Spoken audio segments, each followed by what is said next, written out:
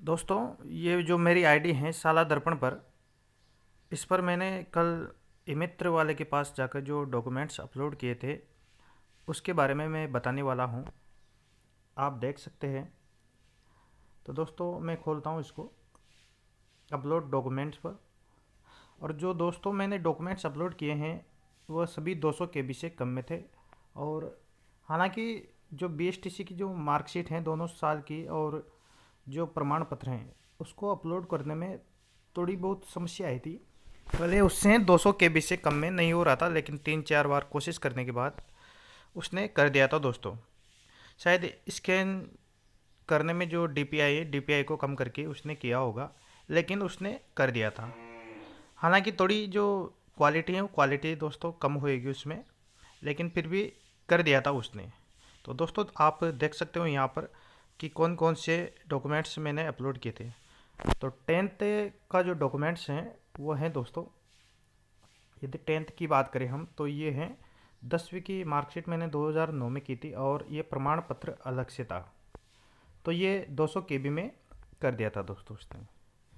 इसके बाद 12th की बात करें तो 12th मैंने 2011 में की थी, तो मार्कशीट और सर्टिफिकेट दोनों इसी में थे।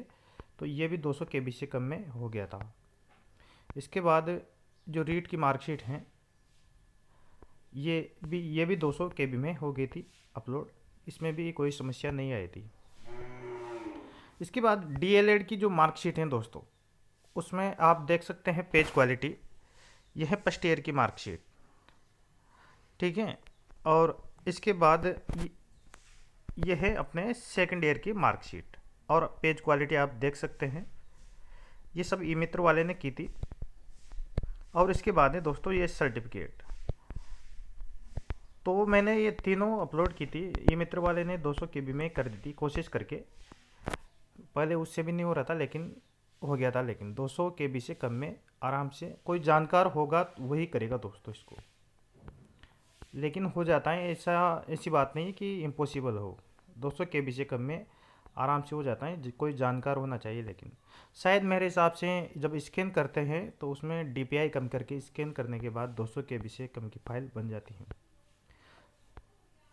और क्वालिटी भी आप देख सकते हो, आराम से दिखाई दे रहा है। इसमें जो अंक है वो ये सेकंड ईयर की मार्कशीट है। कम से कम फर्स्ट ईयर और सेकंड ईयर की जो मार्कशीट है उसकी क्वालिटी सही होनी चाहिए।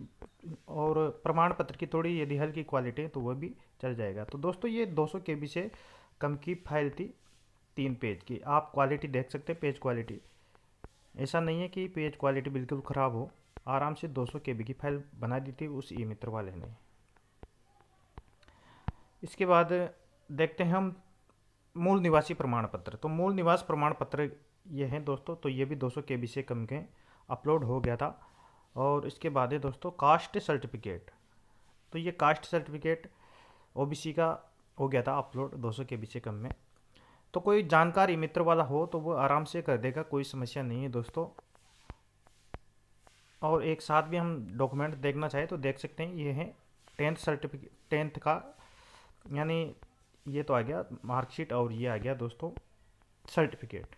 इसके बाद 12th की बात करें तो ये 12th की मार्कशीट और प्रमाण पत्र दोनों आ गए। इसके बाद रीट की मार्कशीट आ गई ये। इसके बाद ये डीएलएड की, ये है फर्स्ट ईयर की मार्कशीट। अब देख सकते हो आप पेज क्वालिटी इसकी, ये फर्स्ट ईयर की मार्कशीट आ गई। और इसके बाद है ये सेकंड ईयर की मार्कशीट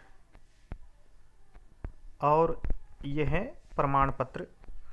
तो आराम से 200 केबी से कम में उसने कर दी थी। कोई जानकारी मित्र वाला होगा तो वो ज़रूर करेगा दोस्तों। और उसके बाद है मूल निवासी प्रमाण पत्र और ये है कास्ट सर्टिफिकेट।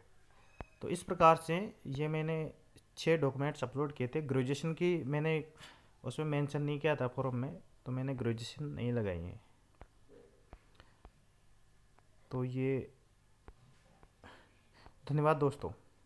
जय हिंद, जय भारत।